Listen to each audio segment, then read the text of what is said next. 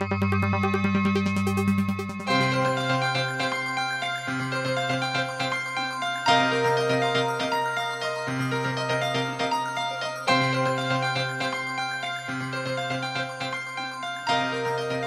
my friends. Today I want to segue from some of the issues that we've been discussing in recent weeks to what appears to me to be an obvious conclusion, but I want you to help me make it obvious to our senators and representatives, if not to the White House and the State Department. What I'm talking about is the coming, in fact, almost fully formed axis of instability and Islamism. Now, this is personified by President Putin of Russia, who not only has, in effect, invaded the Crimea area of the Ukraine and eastern Ukraine, and could even, I'm afraid to say, want to topple the Republic of Ukraine as an independent nation, and threatens the other, and Russia also threatens the other nations of the former Soviet Union in what was called Central Europe.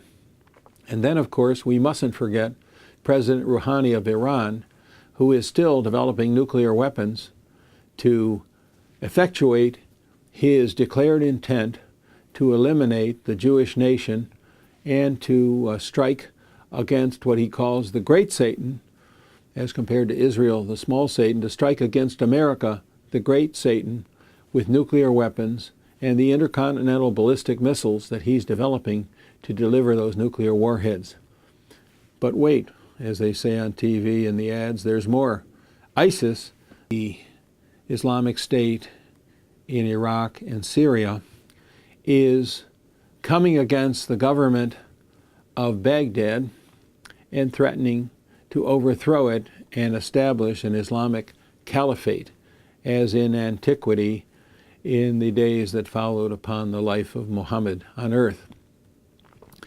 Now, these are just some of the players.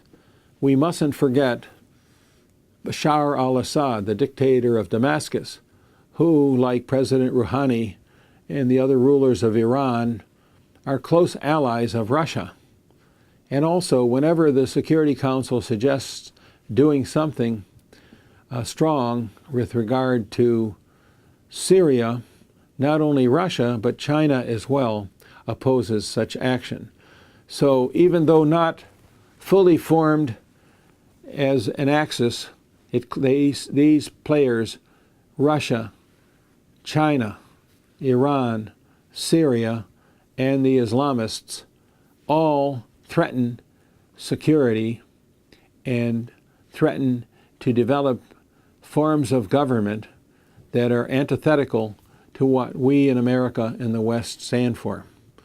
So my conclusion from this is that it's time for our White House and State Department, for the executive branch, to radically depart from what have been their priorities in the past, and most specifically to cease and desist from any thoughts of pressuring Israel to form some kind of to sign some kind of an agreement with this new Palestinian unity government of the PLO and Hamas.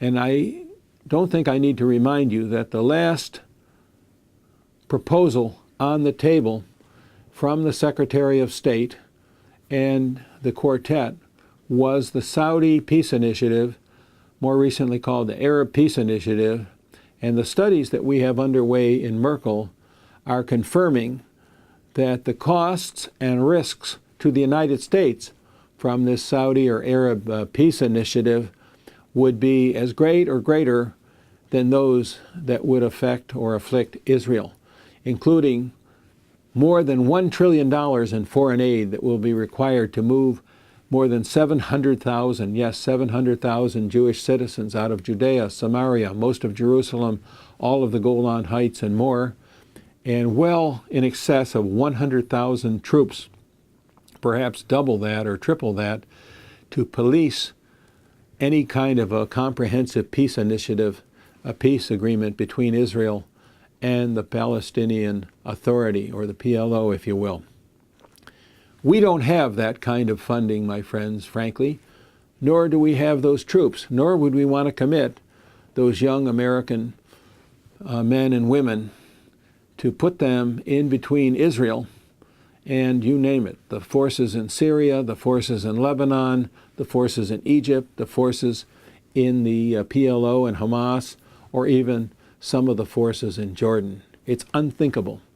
And many say, well, it's not going to come to pass because it's just unthinkable. Well, other unthinkable things have been thought of, particularly in the State Department, and they've put them through even at great risk and cost to the United States, as we see is happening today in the Middle East.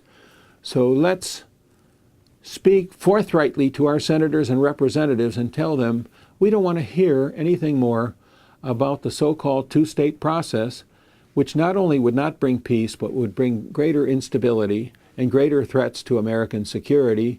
That's just a fact which we can establish to anyone who wants to look at the facts, but it's going to be at immense cost basically to the United States, because we not only promise foreign aid, but we write the checks and we deliver it. That's what our government does, and it would be in excess of $1 trillion. And we also provide the peacekeeping forces. When you say NATO or UN forces, usually if you want an effective force, it's mostly American troops.